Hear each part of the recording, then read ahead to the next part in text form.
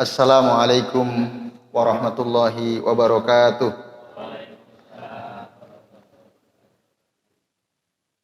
Alhamdulillahi rabbil alamin. Wa bihi nasta'inu ala umuri dunya waddin. Wassalatu wassalamu ala asrafil anbiya'i wal mursalin wa ala alihi wa ashabihi wa man tabi'ahum bi ihsanin ila yaumiddin. Asyhadu an la ilaha illallah wahdahu la syarikalah wa asyhadu anna Muhammadan abduhu wa rasuluh. Allahumma shalli wa sallim wa barik ala Muhammad wa ala ali Muhammad kama shallaita wa barakta ala Ibrahim wa ala ali Ibrahim fil alamin innaka Hamidum Majid.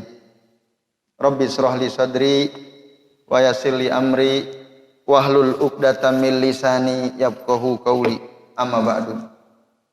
Bapak-bapak dan ibu-ibu serta hadirin hadirat sekalian, rahimani wa rahimakumullah. Alhamdulillah pada maghrib hari ini atas izin Allah kita bisa berjumpa kembali untuk sama-sama ngaji kitab Al-Mu'taqad As-Sahih karya Syekh Abdul Salam bin Barjas rahimahullah.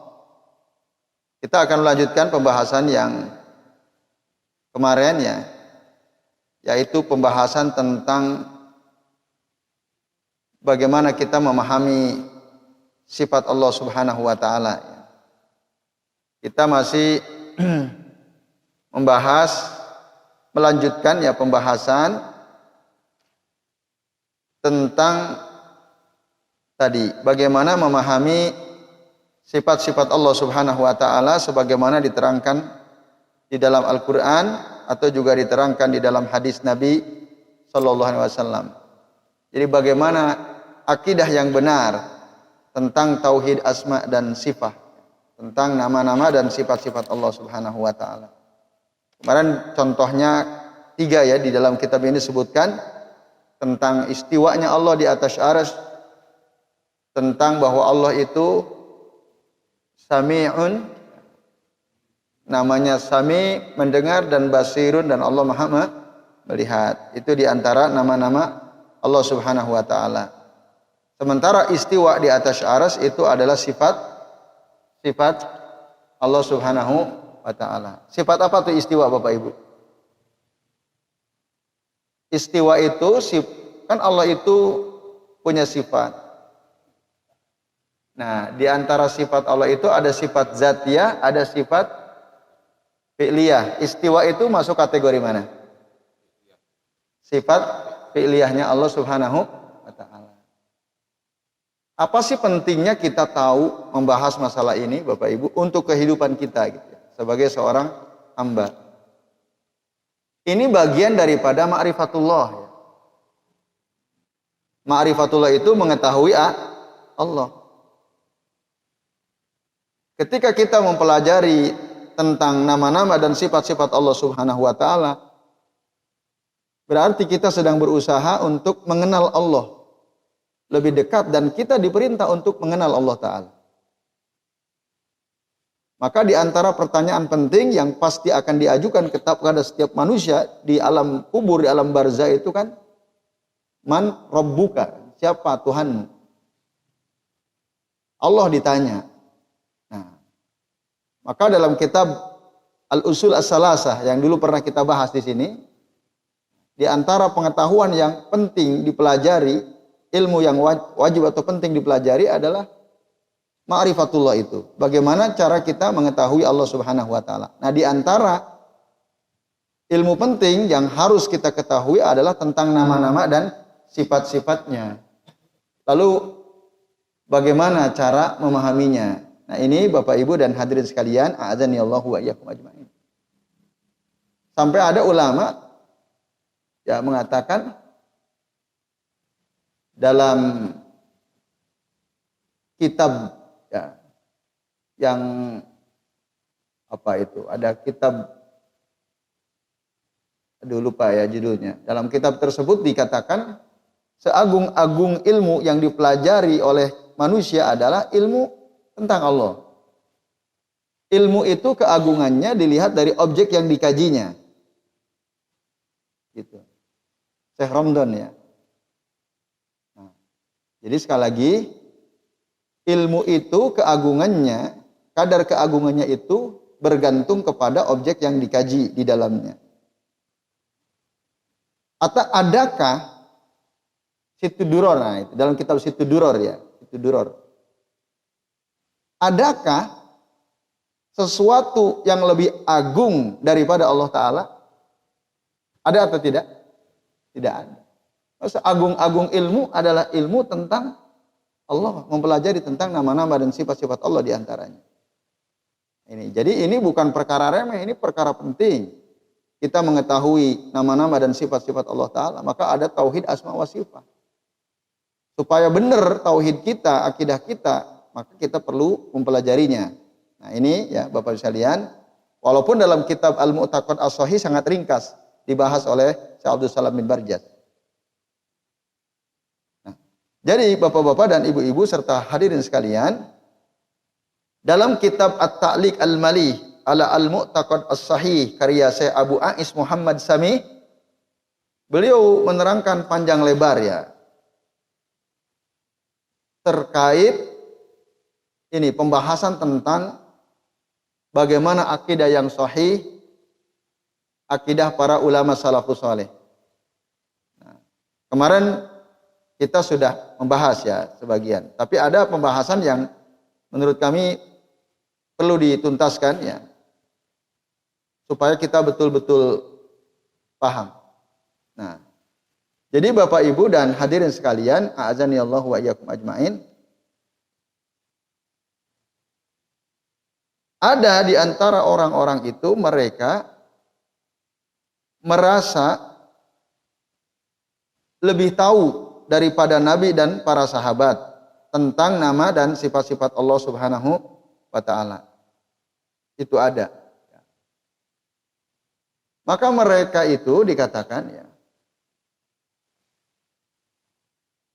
mereka mengatakan bahwa para salaf dulu, jadi ada slogan ya yang diungkapkan oleh mereka terkait tentang bagaimana cara kita memahami nama-nama dan sifat-sifat Allah Ta'ala. Mereka bilang apa? Tariqatus salafi aslam wa tariqatus salafi aslam wa tariqatu al-khalafi a'lamu wa ahkam. Paham Bapak Ibu maknanya? Tariqatu as-salafi aslam wa tariqatu al-khalafi a'lamu wa ahkam. Jadi mereka ini memuji ulama atau memuji orang-orang yang datang belakangan, khalaf. Jadi ada generasi salaf, ada generasi khalaf. Siapa generasi salaf itu? Ya generasi sahabat, tabi'in yang mengikuti as-sahabat dengan baik. Alladzina ittaba'uhum bi ihsan. Humus salaf. Mereka adalah salaf. Wa amma ba'dahum, setelah mereka termasuk kategori khalaf. Maka termasuk al-a'immah itu ya, seperti Imam Malik, Imam Asy-Syafi'i, Imam Ahmad dan generasi seterusnya itu termasuk khalaf. Secara generasi termasuk khalaf, tapi secara manhaj tentu mengikuti manhaj salaf. Nah, itu saja. Nah, jadi ada orang-orang ya, kita ini dilihat dari sisi generasi apa kita? Salaf apa khalaf? Khalaf, pasti khalaf gitu. Generasi belakang.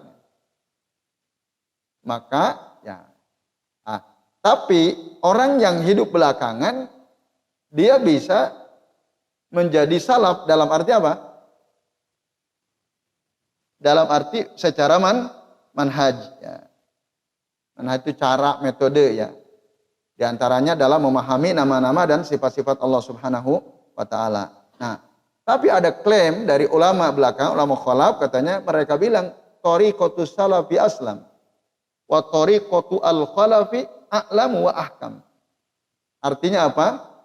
Cara generasi salaf dalam memahami nama-nama dan sifat-sifat Allah Ta'ala itu aslam, lebih selamat.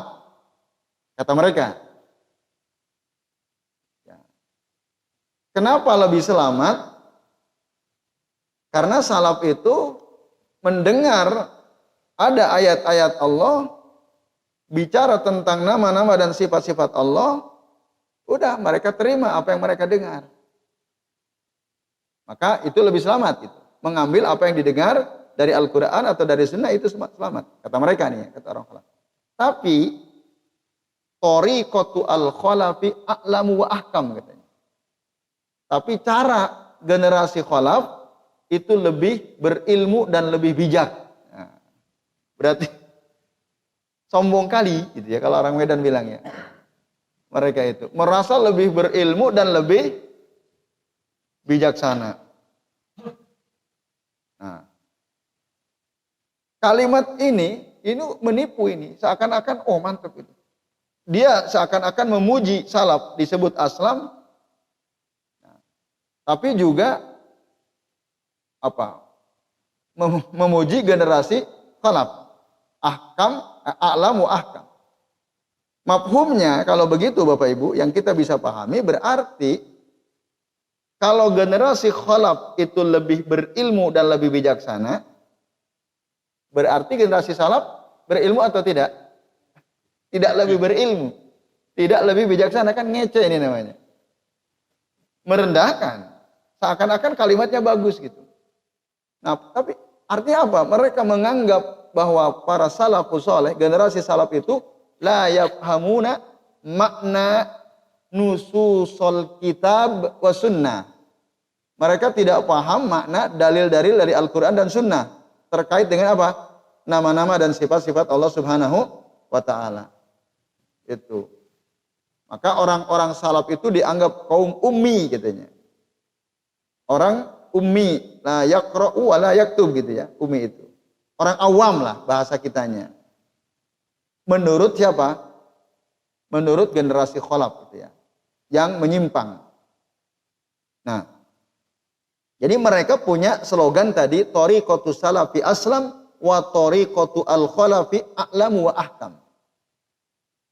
Sehingga Bapak Ibu hampir tidak ada ayat yang bicara tentang nama dan sifat Allah Ta'ala kecuali ditakwil oleh kaum khalaf yang tidak mengikuti Thariqatus salaf. Hampir mereka takwil semua. Di antaranya misalnya ketika ada ayat Al-Quran surah Al-Ma'idah ayat 64 bal yadahu mabsutatani, bahkan kedua tangan Allah itu terbuka, kata mereka la wallahu azza wa jalla laisat lahu yadani, kata mereka. Allah itu enggak punya dua tangan. Nah, ini ditakwil oleh mereka. Allah enggak punya dua tangan. Bal hiya an-ni'matu wal qudrah.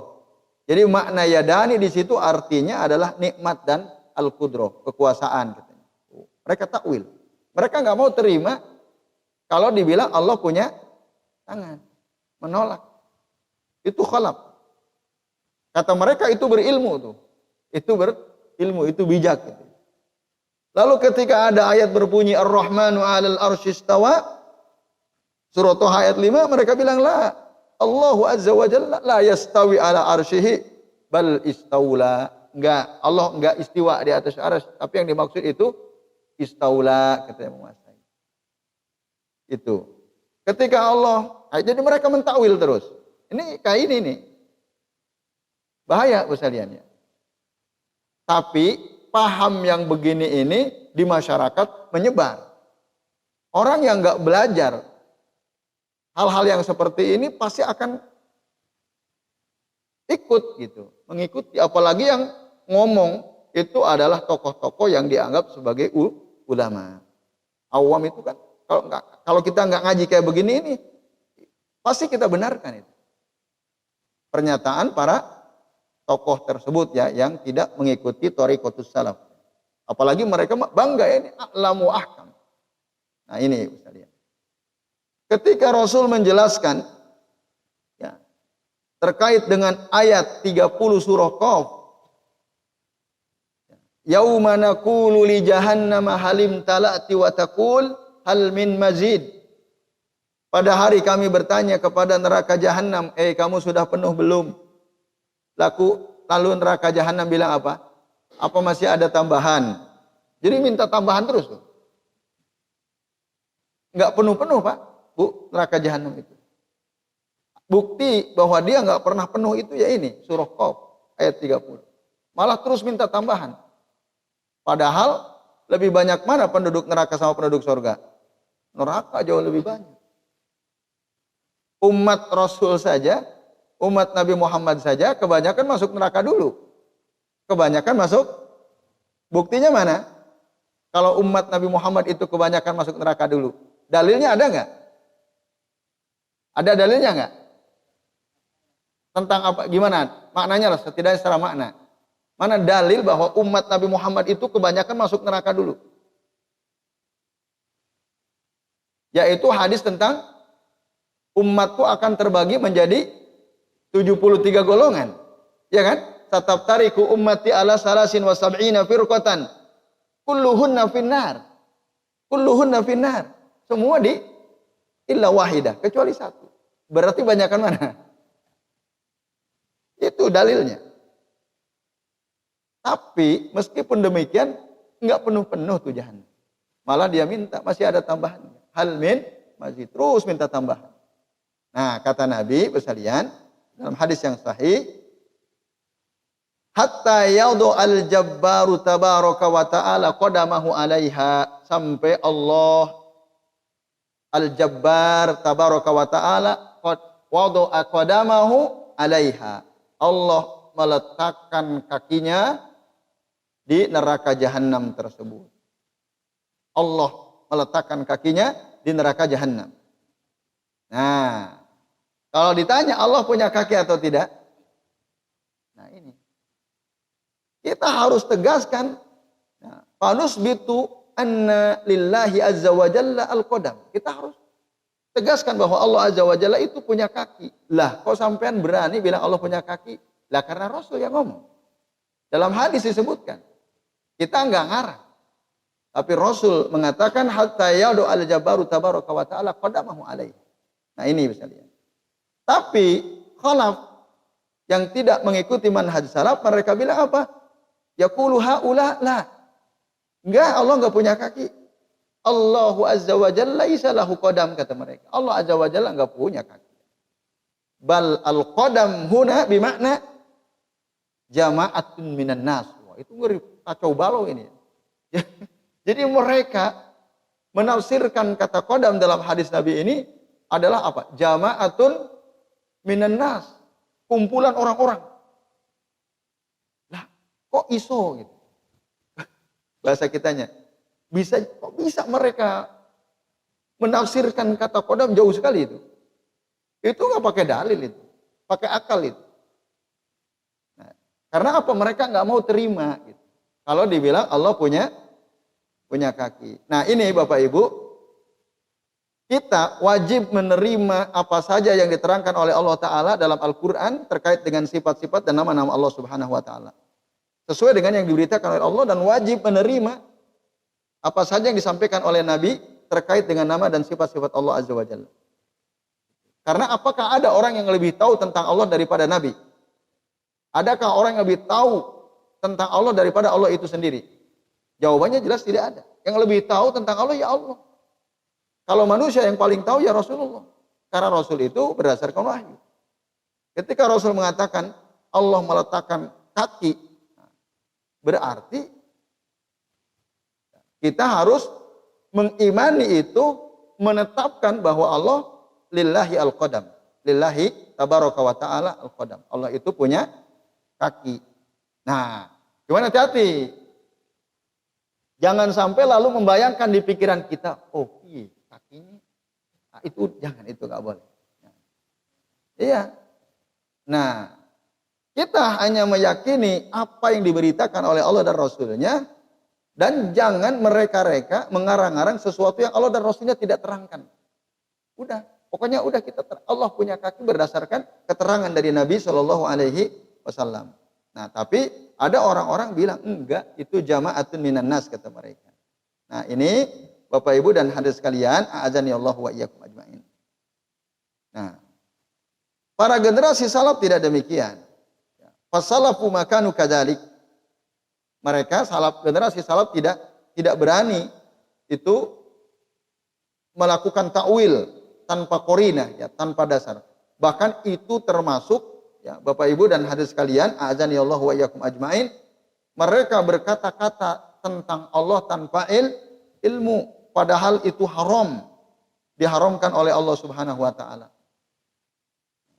Jadi ada di dalam Al-Qur'an itu ayat yang melarang kita untuk, ya, mengatakan sesuatu tentang Allah tanpa ilmu. Dalam surah Al-A'raf ayat 33. Qul innama harrama rabbiya al-fawahisa ma dhahara minha wa ma batan wal isma wal bagya bighairil haqqi wa an tusriku billahi ma lam yunazzil bihi sultana wa an taqulu 'ala Allahi ma la ta'lamun. Nah, itu yang terakhir itu. Katakan Muhammad, sesungguhnya Tuhanku mengharamkan perbuatan keji yang nampak atau yang tidak nampak. Dan seterusnya sampai yang terakhir, wa an taqulu 'ala Allahi ma la ta'lamun. Dan Allah juga mengharamkan kalian mengatakan sesuatu tentang Allah tanpa harus pakai ilmu. Ilmu itu apa? Al-Quran dan Sunnah. Nah, ini bapak-bapak dan ibu-ibu serta hadirin sekalian, jadi nggak boleh tuh kita. Tapi memang manusia itu, menurut, ya, keterangan dari Syekh Al-Utsaimin rahimahullah, ada 3 golongan di dalam memahami nama-nama dan sifat-sifat Allah Subhanahu wa taala. Golongan pertama, ini golongan yang selamat, yaitu, ya, generasi salafus saleh ketika mendapatkan ayat atau hadis Nabi terkait dengan nama dan sifat Allah Ta'ala, mereka menerimanya, mengimaninya, menetapkannya sesuai dengan makna zahir yang dipahami oleh akal. Dipahami. Jadi ketika Rasul bilang Allah punya kaki, kita udah kita terima, kita imani, kita tetapkan itu secara zahir. Karena itulah yang diterangkan oleh Nabi SAW. Itu yang pertama. Ada orang yang kedua, ketika mendapati ayat-ayat, tapi maaf, generasi pertama menerima, menetapkan, mengimani, dan mereka tidak melakukan tasbih. Dulu pernah, ya, waktu kita membahas kitab Al-Usul As-Salasa. Jadi cara generasi salaf, ulama salaf itu ketika memahami nama-nama dan sifat-sifat Allah Ta'ala, Allah Ta'ala itu apa? Yu'minu, ya, biha wa yusbituha min ghairi apa? Min ghairi tahrifin wala ta'tilin wala tamtsilin wala tashbihin wala ta'wilin wala takyif. Itu, ya. Jadi para ulama salaf itu ketika mendapatkan dalil dari Al-Quran atau sunnah Nabi terkait dengan nama-nama dan sifat Allah Ta'ala itu mengimaninya, beriman bahwa Allah seperti yang digambarkan oleh Allah sendiri atau digambarkan oleh Rasul. Yang kedua, menetapkan bahwa Allah, kata Nabi, Allah punya kaki, Allah punya kaki. Kita tetapkan itu.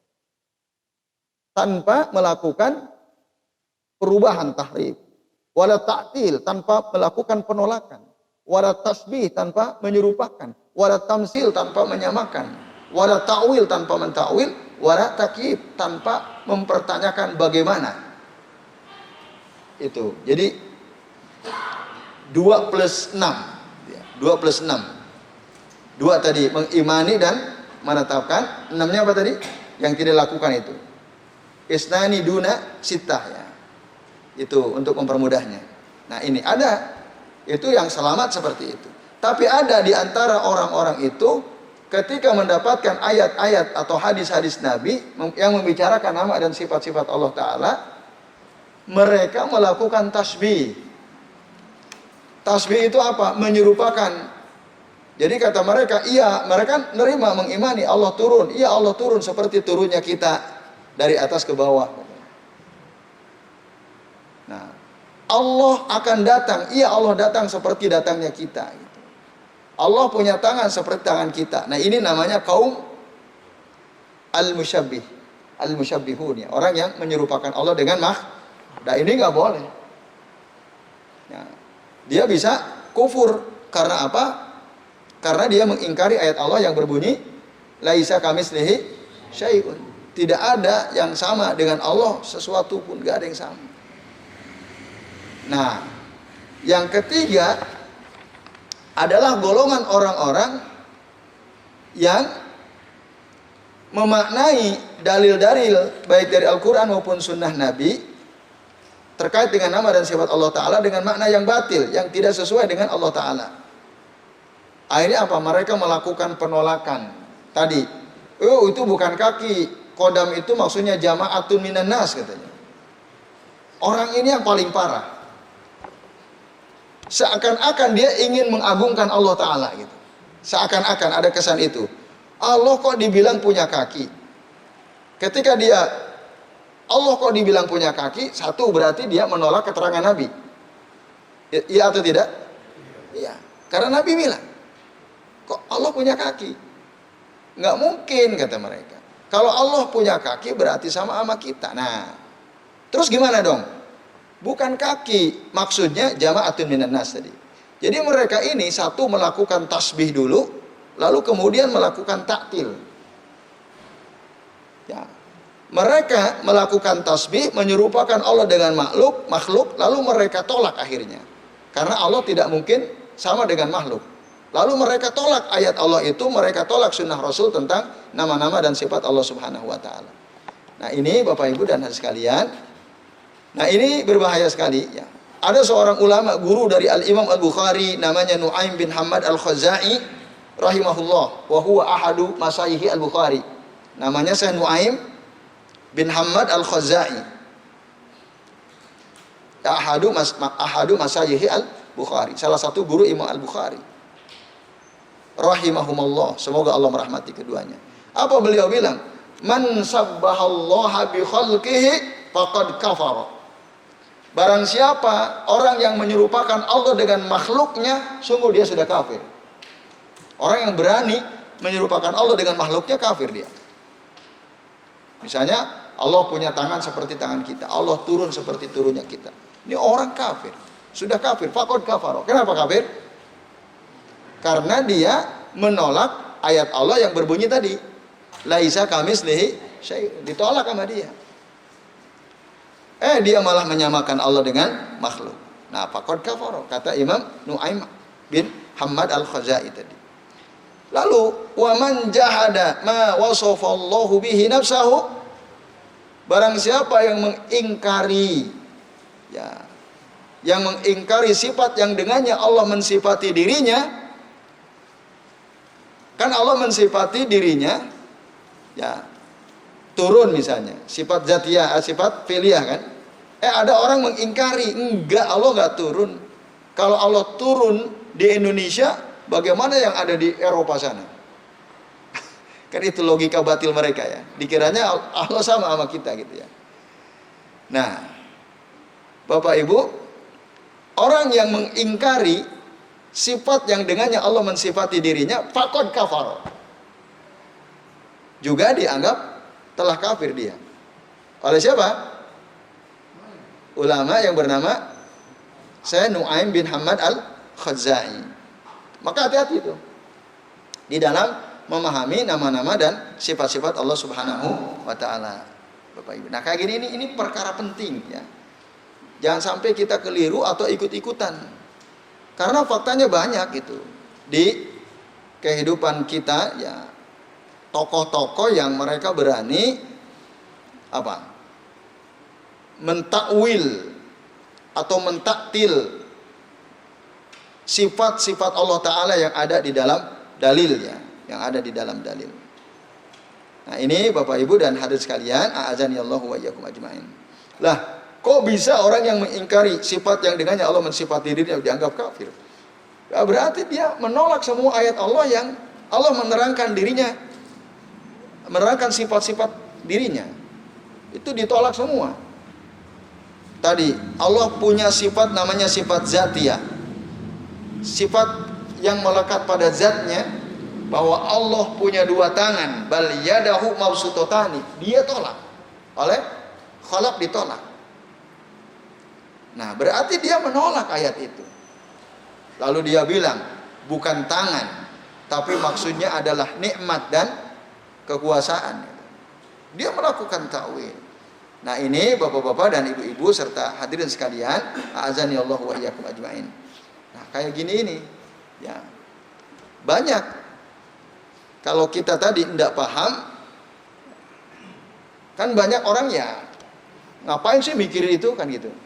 Ngapain belajar tentang nama-nama dan sifat-sifat Allah Subhanahu wa Ta'ala? Kan orang kadang-kadang mau belajar itu kalau ada untungnya untuk dirinya kan gitu. Iya kan? Kalau nggak ada relevansi untuk kehidupan keuntungan dirinya, dia biasanya malas gitu.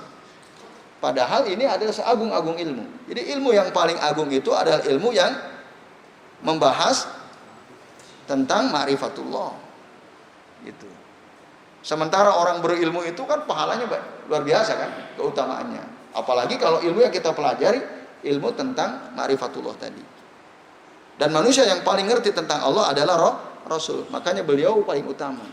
Nah ini bapak-bapak dan ibu-ibu ya serta hadis kalian, a'adzani Allah wa iyyakum ajmain. Nah, jadi ini penting ya kita pahami, jangan sampai kita keliru di dalam memahami nama-nama dan sifat-sifat Allah Subhanahu wa Ta'ala. Nah cuma dari sisi kaifiyah, nah, jadi ada dari sisi makna dan dari sisi kaifiyah. Setiap ayat yang bicara tentang nama dan sifat Allah Ta'ala kan ada maknanya dan ada kaifiyahnya. Dari sisi makna kita paham, kita harus bilang ya saya paham bahwa Allah itu begini begitu sifatnya sesuai dengan keterangan Allah dan Rasulnya. Nah kita harus katakan saya paham. Allah punya tangan, kamu paham Allah punya tangan? Paham, saya paham. Bapak Ibu paham kalau dikatakan Allah punya tangan? Paham tidak? Ya, kita paham, jelas. Kalau Bapak Ibu bilang enggak paham maksudnya piye, nah itu bahaya juga. Oh Allah sudah terangkan kok kita bilang enggak paham. Makna tangan, jelas tangan. Cuma, nah ketika ada orang bertanya tentang kaifiyah, nah kita harus katakan wallahu a'lam. Nufawwid ma'naha ilallahi azza wa jalla. Kita serahkan maknanya itu kepada Allah azza wa jalla.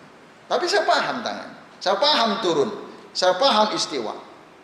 Cuman kalau antum bertanya tentang kaifiyah, Allahu a'lam. Wa ana la a'lam. Allah tahu dan aku ya nggak tahu bagaimana kaifiyahnya, tapi saya paham apa yang diterangkan oleh Allah dan Rasulnya. Lah bagaimana mungkin Al-Quran tidak dipahami? Ya. Al-Quran itu diturunkan untuk dipahami gitu. Jadi Bapak Ibu dan hadirin sekalian, a'adzani Allah wa iyyakum ajmain, dalam surah Shad ayat 29 kan jelas ayatnya. Kitabun anzalnahu ilaika mubarakun. Al-Quran adalah kitab yang ya telah kami turunkan kepada engkau ya wahai Muhammad, mubarakun, penuh keberkahan, liyadabbaru ayatihi, supaya mereka itu ya memikirkan, merenungi ayat-ayatnya, waliyatadzakkaru ulul albab, dan supaya orang-orang berakal mengambil pelajaran. Al-Quran bisa dipahami atau tidak? Bisa. Kalau enggak bisa, mana mungkin Allah menyuruh kita untuk mentadaburinya gitu. Lah soal kita enggak paham karena aku bahasa Arab aja iso, itu lain perkara. Ya, banyak orang Islam enggak paham Quran bukan karena Qurannya enggak bisa dipahami. Saya ulangi ya. Banyak orang Islam enggak paham Quran bukan karena Al-Qur'annya sulit dipahami. Tapi karena apa? Karena kemalasan orang Islam itu sendiri. Nah, coba Bapak Ibu, benar nggak? Banyak orang Islam itu malasnya luar biasa. Belajar bahasa Arab, bahasa Al-Quran itu malasnya luar biasa. Iya kan? Tanya aja diri kita masing-masing tuh. Kita tinggalin itu. Padahal Allah turunkan Quran dengan bahasa Arab. Wa anzalna ilaika dzikrana, atau inna ja'alnahu Qur'anan Arabiyyan la'allakum ta'qilun. Itu Bapak sekalian. Jadi kita nggak paham itu bukan karena Quran nggak bisa dipahami, karena kemalasan kita. Ya banyaklah di antara kita, nggak usah nunjuk hidung ya. Ya kita tanya aja diri kita masing-masing. Coba Kita tanya, Bapak Ibu dan sekalian, kita punya anak, punya cucu. Ya ada seorang kiai, ini saya ketemu langsung. Beliau cerita dengan sangat bangganya ketika anaknya sekolah di SD internasional. Kenapa? Karena sejak SD diajarkan bahasa Inggris. Bangga beliau. Terus saya tanya, Pak Yai, ada bahasa Arab nggak? Nggak ada. Lah, coba bayangkan, kiai, dia lebih bangga anaknya belajar bahasa Inggris sejak kecil, tapi tidak khawatir, tidak merasa prihatin ketika anaknya nggak diajari bahasa Arab. Betul nggak? Kebanyakan kita lebih bangga kalau anaknya pintar bahasa Inggris daripada pintar bahasa Arab. Betul kan? Betul. Oh, itu kemunduran luar biasa itu. Padahal itu bahasa paling ya baik yang dipilih oleh Allah untuk menjadi bahasa Al-Quran. Nah, jadi sekali lagi, semua ayat-ayat Allah, semua sunnah Rasul tersampaikan dengan bahasa Arab. Dan semua itu bisa dipahami. Gitu. Kalau kita nggak paham, ya karena kejahilan kita. Gitu. Karena kejahilan kita. Nah, maka Bapak Ibu, mari kita dorong anak-anak ya. Kalau kita mungkin, aduh saya udah tua nih. Ya anak-anak, cucu tuh didorong. Ya cucu-cucu, jangan sampai nak kamu tidak mempelajari bahasa Arab. Itu. Nah ini bersalian azan ya Allah wa iyyakum ajmain. Jadi itu ya. Yang betul itu thariqatus salaf aslamu wa a'lamu wa ahkam. Itu yang benar.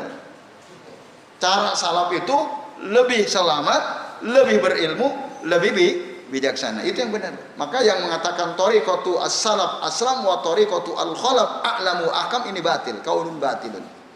Jadi saya kira ini ya, apa yang bisa kita bahas pada kesempatan malam hari ini. Udah isa tuh ini? Udah ya. Baik, saya buka kesempatan tapi singkat ya. Barangkali ada yang bingung, ya silakan. Barangkali ada yang mau bertanya, kan bersilahkan. Jelas ya? Oh ada, monggo. Pak Jazin, ya. Pak Jazin silakan. Ya. Ya. Di mana letak neraka dan surga. Nah. Adakah riwayat silahkan? Mungkin kadang-kadang kita nggak tahu. Iya. Ya baik. Di mana letak neraka dan di mana letak surga itu ada keterangannya. Di mana? Dalam surah Al-Mutaffifin. Nah, dalam surah Al-Mutaffifin dikatakan inna kitabal apa? Inna kitabal abrari. Terus apa? Coba ada yang hafal gak surah Al-Mutaffifin? Inna kitabal abrari lafi illiyin. Gitu kan? Sementara wa inna kitabal fujari lafi sijjin. Nah, jadi Bapak Ibu dan sekalian, surga itu ada di atas. Jadi kitab catatan amal orang-orang baik al-abror itu ada fi illiyin ya, di atas. Sementara kitab catatan amal para pendosa itu al-fujjar la fi sijjin. Itu ada di sijjin. Sijjin itu di mana? Fi al-ardi as-sufla. Itu ada keterangan di dalam kitab Sarah Lum'atil I'tiqad karya Syekh Fauzan ya, karya Syekh Shalih bin Fauzan ya, hafizahullah taala. Itu di fil ardi as-sufla. Neraka itu di bawah tanah. Sijin itu di bawah yang paling bawah. Maka neraka itu ada di bawah, surga itu ada di atas. Gitu. Di bawah arsy Allah Subhanahu wa taala. Itu surga. Sementara neraka itu ada di bawah. Nah, salah satu dalilnya tadi dari surah Al-Mutaffifin. Banyak juga dalil yang menerangkan dengan sangat jelas bahwa neraka itu di bawah, sementara surga itu di atas. Nah, itu Pak Jazin.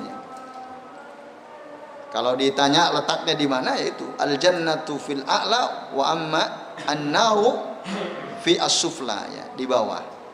Wallahu a'lam bishawab. Nah, itu Al-Mutaffifin. itu sekitar ayat 9-10 ya. Sebentar. Inna kitabal abrari lafi illiyin.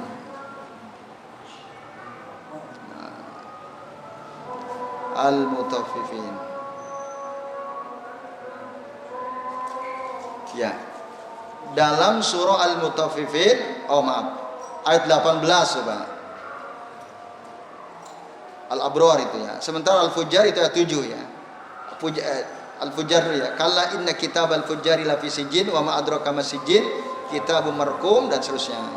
Kalla inna kitabal abrari lafi illiyyin wa ma adraka ma illiyyin, kitabun marqum dan seterusnya. Yaitu Pak. Mulai dari ayat 7 Pak. Ayat 7 sampai seterusnya itu. Itu dasarnya bahwa sorga itu ada di atas, neraka itu ada di bawah. Tentu kalau ingin paham lebih mendalam, kita harus baca tafsir Ibnu Katsir misalnya, tafsir At-Tabari misalnya. Nanti ada keterangan-keterangan pentingnya. Yaitu atau tafsir Al-Qurtubi misalnya. Yaitu.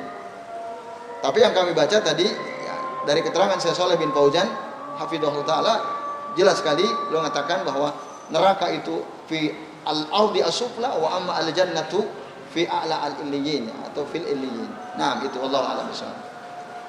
Tadi dalilnya surah apa? Al-Mutaffifin. Jadi, baik Bapak Ibu, masih ada? Kalau departemen agama yang sekarangnya Asy'ari menjadi yang salah-salah.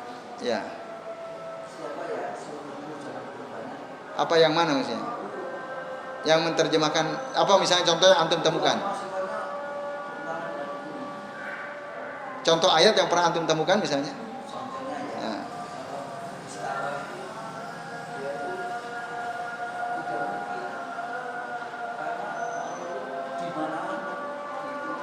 Tadi antum sampaikan terjemah atau pemahaman?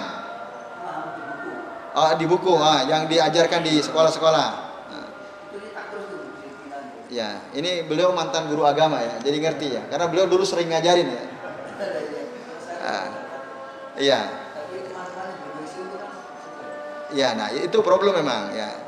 Maka orang tua yang ngerti masalah itu pasti memilih menyekolahkan di tempat yang lain kan, yang tidak mempelajari kitab yang antum tadi sebutkan itu. Ya itu. Nah, kalau kita mengkritik atau menyampaikan mungkin susah juga menerimanya gitu. Ya, karena apa? Faktanya memang banyak di kalangan kaum muslimin itu yang ya mereka ngikuti manhaj lain gitu dalam memahami ayat-ayat Allah tentang nama-nama dan sifat-sifat Allah Subhanahu wa taala. Jadi manhaj yang ya melakukan takwil ya seperti kalau di Indonesia kan manhaj al-Asy'ariyah wal Maturidiyah itu. Ada. Ya. Ya. Di sekolah-sekolah yang bermanhaj salaf itu kitab-kitabnya jelas. Nah, itu tinggal antum cari itu di mana, lalu antum lihat kitab akidahnya nanti. Ya. Ya itu, emang di Indonesia kebanyakan masih yang umum loh ya, sekolah-sekolah umum atau yang negeri lah, yang negeri maksud saya. Iya, ya itu. Nah, itu. Maka kalau kita udah ngerti ya menyekolahkan anaknya ke sekolah yang tidak mengajarkan perkara-perkara subhan. Dalam akidah apalagi ya, ini penting masalah akidah Bu saya lihat. Yaitu wallahu a'lam bishawab. Ya. Baik Bapak Ibu, gitu ya. Mudah-mudahan bisa dipahami, paham ya? Insya Allah ya. Nah, mudah-mudahan bisa dipahami apa yang tadi kita bahas dan semoga menambah ilmu buat kita dan bermanfaat ya. Dan kami tentu saja mohon maaf apabila yang kami sampaikan ada kesalahan dan kekeliruan. Mari kita akhiri Bapak Ibu kajian kita pada malam ini dengan membaca doa kafaratul majlis. Subhanakallahumma wa bihamdika asyhadu an la ilaha illa anta astaghfiruka wa atubu ilaik. Wa sallallahu ala Muhammadin wa ala alihi wa sahbihi wa baraka wa sallama alaihim ajmain. Billahi taufiq wal hidayah. Wassalamualaikum warahmatullahi wabarakatuh.